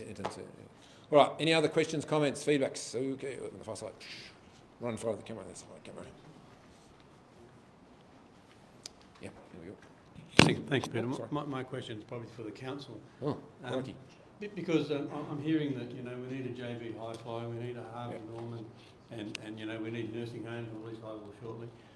So is anybody talking to these guys and saying, what do you need to make Gungahlin attractive to come here? so that we can feed that into the planning process. So when you say these guys, who should we be talking to? Well, Hartley Norman. No, Hartley no, Norman, well, JB certainly those sort of guys, or even the nursing homes, and say, what do you need to make Gungahlin attractive? No, so the normal chain is a developer will acquire a site and they will then go and see what retailers can be attracted. So, for example, when the guys bought the site, the old Magnet Mart, they went out trying to find who wanted to occupy it. And frankly, I think that got some good results in terms of improving the retail outcomes in Gungahlin. Still amazed that a large white goods, a place that sells washing machines and so on, like a Good Guys or a Harvey Norman, didn't pick that opportunity up. But, that's the vagaries of the commercial market. And so I don't know how we could, apart from doing surveys and going to Harvey Norman saying, look, there's 90,000 new homes out here. We buy a lot of washing machines, which I would have thought you could work out pretty easily for yourself if you're a clever retailer. But I'm not sure what active role we could play in that. But the development community would normally do that. And I've got this great space. We're in a great community. I mean, the guys who bought the site didn't buy it, on a whim. They knew that they would be able to attract a bunch of retailers there. And maybe they did have a Harvey Norman and a Good Guys lined up, but Anaconda outbid them. I have no idea. But, that's the nature of the commercial market. And, it was originally built, excavated by someone who bought the site thinking they would put those sort of things there, and it didn't work out for them. They went bust and sold out. So this is my comment. It's not as simple as the government setting a bunch of zoning rules and bringing land to market and the developers just trying to get things done because they're constrained by what the government might have set. And then, of course, the community has a view on what they'd like to see. So, in a perfect world, we'd all be around a table all the time, holding hands, singing Kumbaya and enjoying great retail and jobs, but that kind of doesn't play out that way. Yep, Sunita. Just a moment. You can hold. There we go. No matter what we say, I think government has a responsibility to ensure that whenever an area is being built, that all the necessary services are taken into consideration in development of that region. So we cannot really say, this can't be done and that can't be done. What is the planning for? If we can't plan, then why do we have planning? We know what services are needed by humans. We have got so many suburbs, so many regions. It's not rocket science, really. And that's what kind of makes me wonder when we are kind of talking about that. We are doing this and it's not working, yet we are going to do more of that, and it's still not going to work, but then we will do something like this with a bit of a variation. But what about the necessary services that we need, the essential services? That is what I think we keep on coming back to over and over again. Thank you. Did you need or want a response to that one? Really, I mean, there is no response. It is just Okay. All right. why can't we think about these things? Yeah. Those Yeah. are the issues over and over again. Yeah, I know we've made that. Lots of residents have made that point around. If you want to talk, you can come. Oh, sorry, yeah, a lot of residents have made the point around, planning, and we've had, not from many of the people in this room, but from other previous members of the Legislative Assembly, point out that, we were very surprised by the rate of growth in Gungahlin. And that always has seemed very hollow to all of us in Gungahlin, because the rate of growth in Gungahlin is controlled by the sale of land, which is controlled by the government. So, in theory, the government should know how quickly it's growing, and, for every 10,000 homes you need a group centre, and all that sort of stuff should not naturally happen. And for a large portion of it, it works just fine. There's enough servos, there's enough supermarkets, and all of that stuff. It's sort of these extra things that build out the richness of the community and the set of services that seem to somehow only get done from a bottom-up point of view. So why did Tennis ACT succeed in getting a tennis facility in Gungahlin? Because they're really, really, really organised and have been at it for about 7 years. Right? So any other sporting group that wants to be successful has to be organised and persistent to secure that funding and the support in the community. And that then goes for almost every other community facility you might want to name. And that's why something like the assessment is so important. I just don't know what's important to people. It might be that I want a disc golf course in Gungahlin, right? But, and more mountain biking. But they're only because they're things I do. I know there needs to be more sporting grounds, there needs to be more netball courts. So pulling that picture together and going, okay, we need all these things, to be effective, how do we fit them in? You know, we're not going to get a hospital in Gungahlin. We might get a hospital near Gungahlin and Belconnen and North Canberra, because you need something like 500,000 people, or getting close to that, to support a big hospital. But, you know, being realistic, we've got to work out, compared to other districts, what's the mix of services that make sense here. Having one future aged care facility in Gungahlin is ridiculous. Okay, that's only one future one. That's the land lease site that's been sold next to at Gold Creek, right? So, you know, when's that going to change? Because there's half a dozen in most other districts at least. And so they're the sort of conversations and sort of data you'd hope to see. And 3 years ago, there used to be a map you could get out of ACT Mappy that would actually show community facilities. And I was looking at this and it was great, and I was comparing the data, realised it was old, mentioned it to someone, they went, oh, it's old, and it got deleted and hasn't been returned. So that data is crucial, but it takes effort to gather, and that's why I think the assessment's so important. It'd be great if it was Canberra-wide so we can see the relative set of services, but you know, we'll take what we get. Which is in part why we have made sure that it is a consistent study between Belconnen and Woden, so that you actually start to develop that district-wide, that Canberra-wide approach. The territory plan still identifies community facility land within ACMAP-I. It's not as easy to read because it also includes things like schools, so we take that into account. But it's more complicated than that, because the Casey sites, for example, are not identified as community land. There's something else. It's not yellow. Not at this stage, because it's waiting to. It's a bit like Kenny. Kenny looks enormous, but it's not changed. So the data needs work. Yes. I'm conscious that we're approaching towards our second hour. Not into our second hour, but we're well into our second hour. And I want to make sure that we are getting a chance for everyone to ask the questions they want to ask. And I know there's a bit of commentary. I think, Andrew and the MLAs, if they have any question, I think anyone in the room is free to ask a question. So, you know, don't pause. But I guess the sense of what I've got here is, I think we do need to. Leslie, you coming back to talk to us about what's going to happen out of the motion? Okay, all right. Well, I'll think about that. To be honest, I think that's very important in the short term, because we know that there are some long-term processes that are looking very positive around the review of the territory planning system. But you know, I remain very concerned, as do a lot of the other folk in the other community councils, about what happens between now and when we reach the promised land of this new system. So, any more questions for Bruce on community?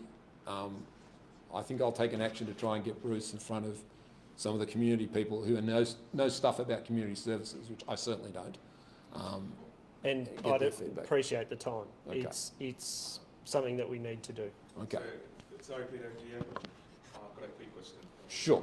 And there are a lot of comments on the Facebook feed, and I'd encourage those here present to check some of the comments. And the thing is, like, I'll tell you the truth. The Gungahlin Community Council is not a paid organisation. We are all volunteers. We have passion to do things for Gungahlin. So I don't think it's, you know, it's our job to show you what are the problems and identify the problems and give it to you. And we don't necessarily need to come up and give you a solution. Like, you know, you have to go and discuss with the community. You can pick up the census and see what kind of families and how many young families lives in Gungahlin, and what are the teenage kids' needs. You know, what kind of indoor facilities. We don't have any indoor facilities in Gungahlin, and you know, there are a lot of things which we can use from the census and from learning from other.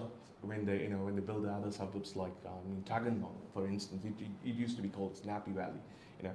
So you know, my thinking would be like, you do the work and then come up with these are the things, you know, these are the people live in this place, and these are the things we need, and what's going to happen in 20 years' time. That's what I would think, you know, the planning space and stuff. Yeah. So I know the community consultation is good and great, but I don't see any evidence being presented. Maybe the objective was different for today, but I would be interested to see, you know, if you can come back and give us some kind of, you know, um, presentation saying, okay, this is what it is and this is what we achieved and what we are planning and stuff. So some kind of evidence would really help. And you know, I'm not going to read every single Facebook feed, but I'll let you to go home and read, and you see the community, you know, feeling and emotions in this one. So that might help.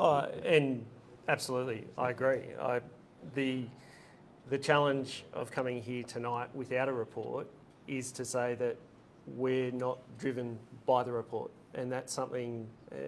In Peter's opening comments, he wanted to know how we were going to engage. So this was an opportunity to say, well, how do you want to engage? I'm not asking for the answers.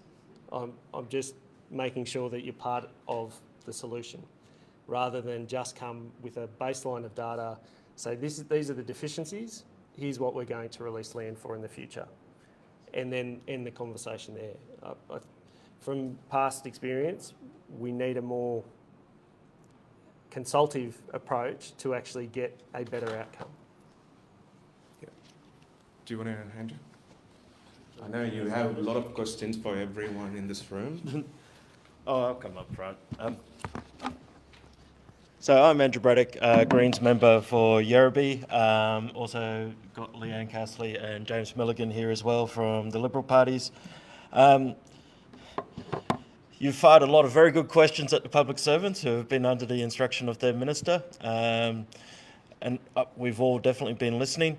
I'm talking from a history of someone who first campaigned for the Gungahlin Town Centre planning refresh, was disappointed in DV 364 as the first iteration, have not read what the next iteration looks like, but will do so with great interest. I'll definitely be encouraging the Gungahlin Community Council to make a submission to the committee inquiry that's about to go ahead. I hope that from that process we're able to yield the results for Gungahlin in line with what the community's been saying and been saying very loud and clear tonight. Also, there's another opportunity in terms of when this finally does come to the Assembly. It is a disallowable motion, so there's the opportunity for your representatives to be accountable to you and sort of say, well, is this the future that we want to see for Gungahlin or not? So there will be future opportunity there. I, for one, am very keen to see more employment. I agree with Peter in terms of we're not going to get the big department moving in thousands of people, but we need to start thinking creatively in terms of how we create employment in the Gungahlin Town Centre. For example, what's wrong with like an aged care home where we'll employ a lot of people who care for those people, or connect families to the local community here and allow Gungahlin residents to age in place, close to their families. Those are sort of the ideas that I want to see coming out. The sports and rec study as well, very keen to see the outputs. Agree in terms of it feels like we're chasing behind the population growth here in Gungahlin. I'm disappointed that's the way it is, and there's been numerous studies before. I want to get in front of the game on this one. No pun intended, but I'll take it. And part of that is actually we're looking at a motion next week going through the Assembly in terms of how do we actually get some structure into planning out what are going to be our investments in sports and rec over the next number of years. So we're not just doing this ad hoc catch-up game, but we're actually a bit more structured and have a plan in place. I think I'll stop talking at that point. Happy to field any questions. Happy to hand over to any other MLAs who might wish to get up and speak. Yes, Cameron. We'll get you the microphone, the other ones. Thank you. Take that one. You just look at those hold. Righto. Yeah, look, thanks for getting up and becoming a target. That's excellent.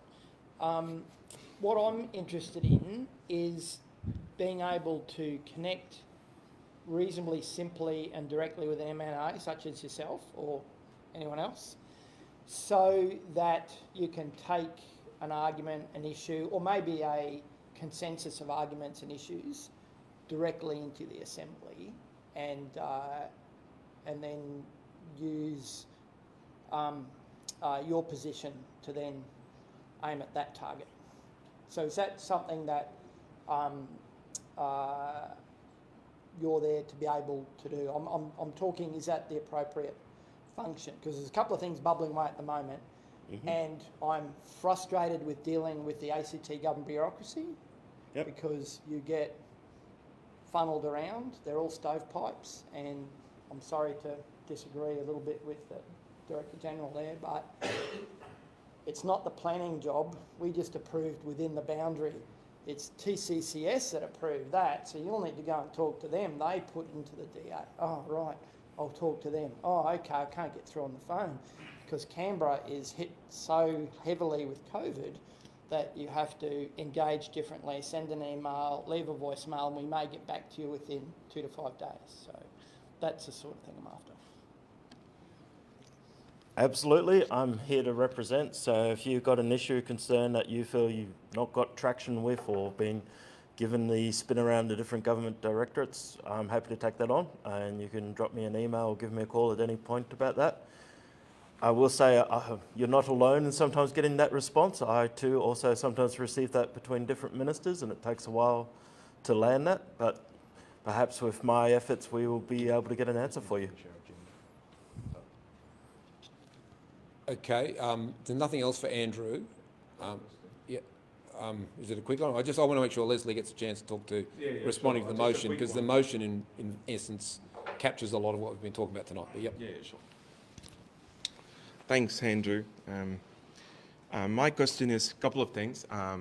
So the one thing, probably to be good for you and other MLAs to work, plan something to help these public servants, because I know they can operate only in some of the, what's been given. So I think it'd be good if you guys go and talk with the minister, book a meeting and help the minister to understand as a representative of Arabi. That'll be good. And if you can send some kind of, a brief to the GCC so we could, we can understand what you guys are working on and stuff. So that would help them to be very productive. So the other thing also I want to, ask you about the ACT government going only the credit card based payment system on the Access Canberra and stuff, considering we have only less community, the COVID cases, or we don't even have anything for the last few months. So it would be good if they could start again accepting cash, as part of this one. That would be really good as well. So these are the two things. Probably you can take it as a question or comment, or as long as you're going to action it, that'd be good. The latter one I'll take on notice and I'll follow up for you. Was not across the details of that particular one. Definitely agree with you in terms of I need to improve how I'm communicating what's happening in Assembly and I'm getting involved with. For example, that motion that passed on mixed-use development, that was something that passed with input and agreement from all parties. We all want to see improved development. We don't want to see the examples we're seeing from 2B up in that corner where it has not met the needs of the people. So, thanks, Andrew. Just on that, and the motion was notable in that it had a lot of support from all the MLAs across the political spectrum. But if Leslie can quickly summarise in 10 minutes what that means in terms of translating a motion into some sort of action, that would be awesome.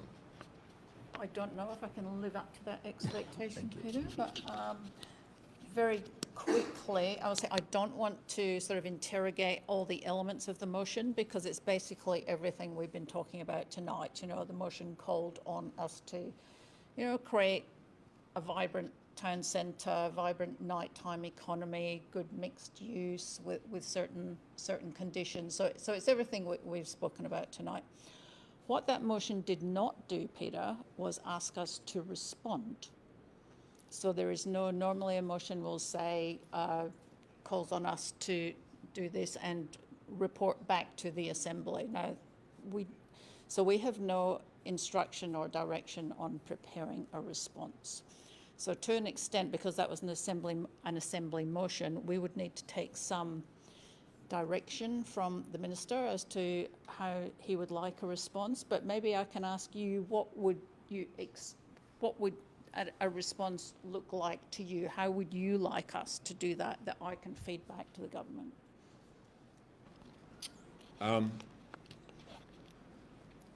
Well, I think at least you and Ben and Bruce will have got a good sense that there's a general level of frustration and disquiet, pretty consistent with the airs of the motion. So at the very least, I would expect the ACT government, given that they as an assembly passed that motion, to make some sort of response into it. The fact that the motion, if the motion didn't ask for anything, then why they bothered doing it? Maybe there was a typo or an error of process that led to that. But it makes a mockery of the process to have a motion if there isn't some sort of response. I'm trying to help you with... In the Assembly, you're saying it would be your expectation? Just it would be my expectation that something would happen. Yeah. I mean, let me set the bar pretty low.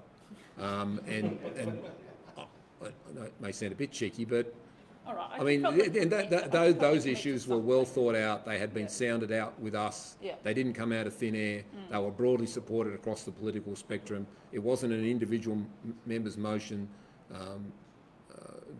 Other members in the electorate, particularly other Labor member, spoke quite at length on the issues, acknowledged that these were long-standing things. So if it requires the community to write to the minister and demand a response, then I'm good with that.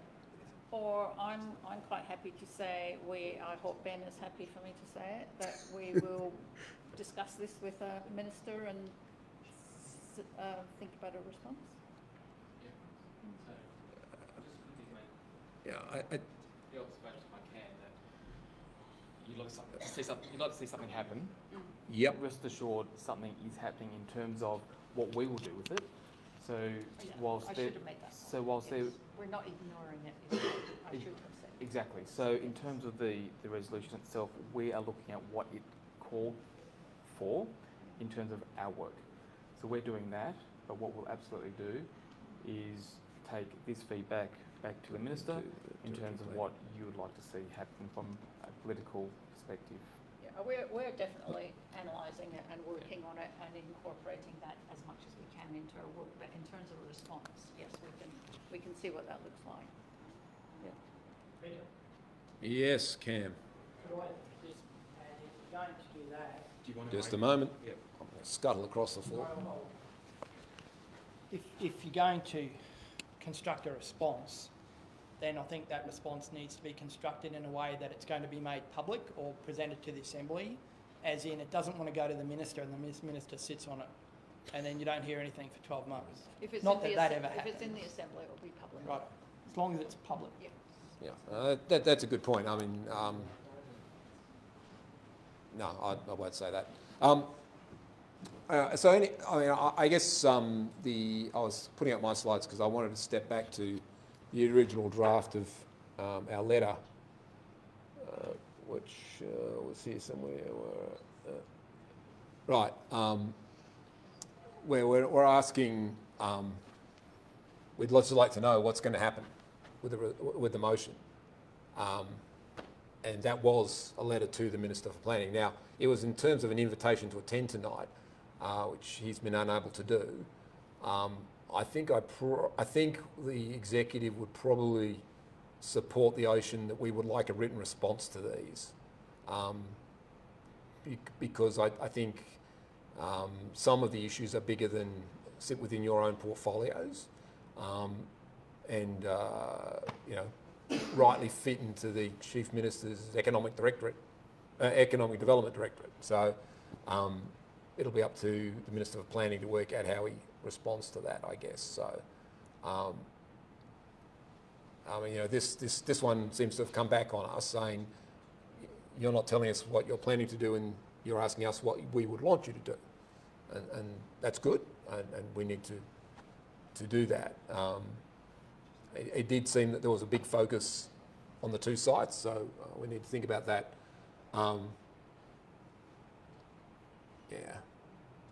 The motion had a lot of promise, right? There's a lot of things in there, and if it turns out that actually it was just a bit of time inside the motion where a bunch of people agreed on the same thing, that's a very disappointing outcome.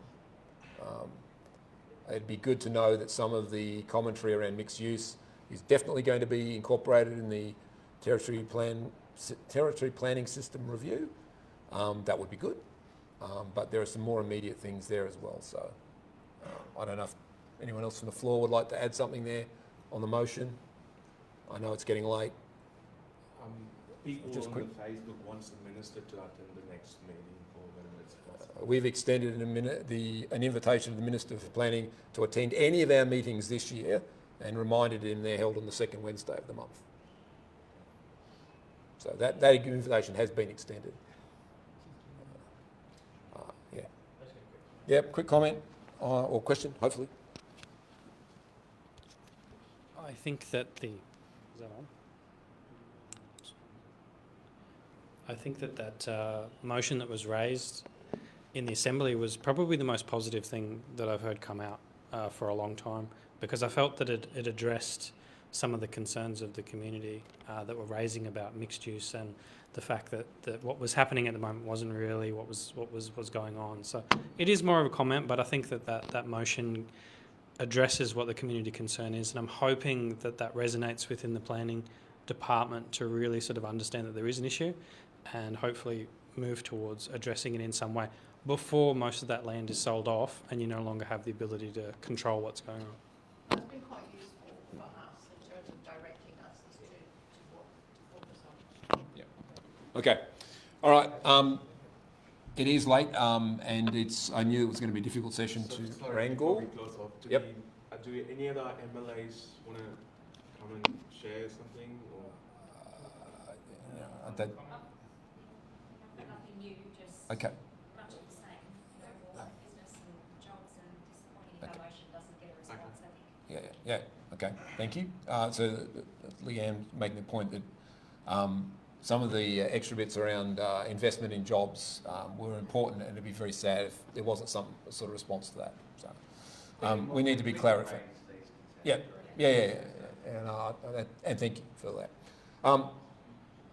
It's always going to be a difficult conversation. The more you put your head into the planning system processes, the more your head feels like it's being ripped off. So it's very complicated.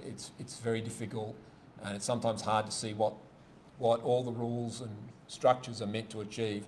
I think Ben and Bruce and Leslie coming along tonight and trying to share some of the complexity of that. Certainly the review of the territory planning system, which Ben referred to many times, is a huge piece of work. I think it originally started out not saying they were going to make major changes to the Act, and now it's going to involve major changes to the Act, and it's a good thing.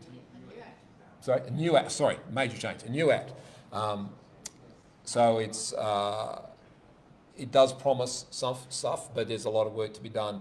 And again, I just try to encourage the process to include industry, community and the government so that it doesn't pop out at the end and we're all a bit surprised. So, yeah. Thank you all for persisting all night. I know there's a lot of stuff on Facebook we may not have got to or answered directly, but I would encourage the attendees here tonight to have a quick review of that. We'll be back on again in May, April, May, yep. And as I said, we're very keen to get some transport and traffic stuff. And as recently as today, I actually was approached by the Minister for Transport's office, Minister Steele, and indicating a desire to come. Now, whether he can actually attend or not remains to be seen, but it's very positive to see a minister actually willing to offer up their attendance at a meeting. So we thank for that. On that note, I'll close tonight's meeting. Thank you all for attending, and thanks for everyone who joined online. Good night.